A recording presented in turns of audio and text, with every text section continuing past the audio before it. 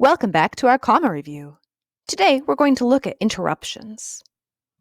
When we interrupt a sentence to add something, we need to put commas around the interruption so the reader knows to pause.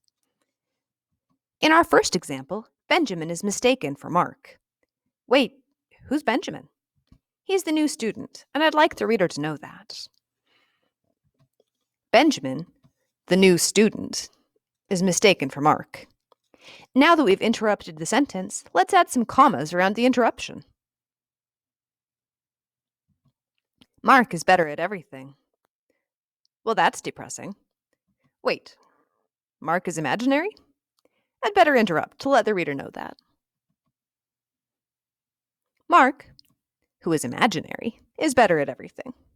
Let's add commas to separate the interruption. Interruptions can come at the beginning of the sentence, too. Everyone congratulated Benjamin. We're going to interrupt to say, at recess. Interruptions at the beginning often tell us when or where something happened. At recess. Everyone congratulated Benjamin. Let's add a comma between the interruption and the main sentence. Put my purse down. I think I'd like this to sound a little more important. Hey, put my purse down. I need to add a comma, even if I'm shouting. Interruptions can come at the end, too. Go back to bed. I'd like to be polite about it, though. Go back to bed, please. Now we need a comma to separate that last extra bit. You're a genius. Wait, I might want to say, who's a genius? You're a genius, Mark. In fact, speaking to someone by their name is always an interruption. Mrs. Franklin, are you coming back tomorrow? We need to add a comma after calling her name. Say you will, Mrs. Franklin. Again, we're interrupting with her name before we're done. Let's add the comma. Interruptions don't change the meaning of the words around them. If we take them out, we'll always still have a complete sentence, and the things that are left will mean the same thing they did before. SpongeBob, who wears square pants, lives in a pineapple. I've interrupted with some extra information about SpongeBob. He wears square pants. It doesn't change who I'm talking about, and if I take it out, I have SpongeBob lives in a pineapple. It means the same thing it did before. Doug, a mild-mannered student, daydreams about being a superhero. I've interrupted to tell you that Doug is a mild-mannered student, but it's not telling you which Doug. If I take it out, I have Doug daydreams about being a superhero.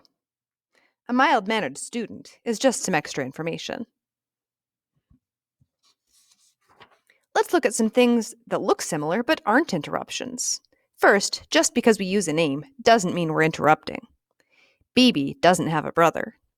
I'm not talking to Bibi, I'm talking about her. If I take out Bibi, I get doesn't have a brother. It's not even a complete sentence anymore, so her name can't be an interruption. No commas here. The students laugh at Mrs. Franklin. If I take out Mrs. Franklin, I get the students laugh at. This isn't something I'm saying to her, and it's not an interruption. No commas. We also don't add commas if we're providing information to show which one. The sandwich on the table is mine. If I'm pointing out that specific sandwich, and not the one in the fridge, for example, I don't need any commas. You wouldn't feel like you should pause if you said this. The teacher with magical powers scares me. Again, I'm not afraid of all teachers, just that one. This isn't an interruption. It's showing me which teacher, which makes it essential information. If your information is pointing out which specific teacher, it's not an interruption. Let's look at some more. The man who drives the ice cream truck is my neighbor. There are lots of men in the city, but if I'm telling you that man is my neighbor, this isn't an interruption. It's an essential part of what I'm telling you. The yearbook in my locker is yours. If lots of people have yearbooks, but that yearbook is yours, this is not extra information. No commas here. Interruptions to sentences need commas. Wow, it's great to see happy students.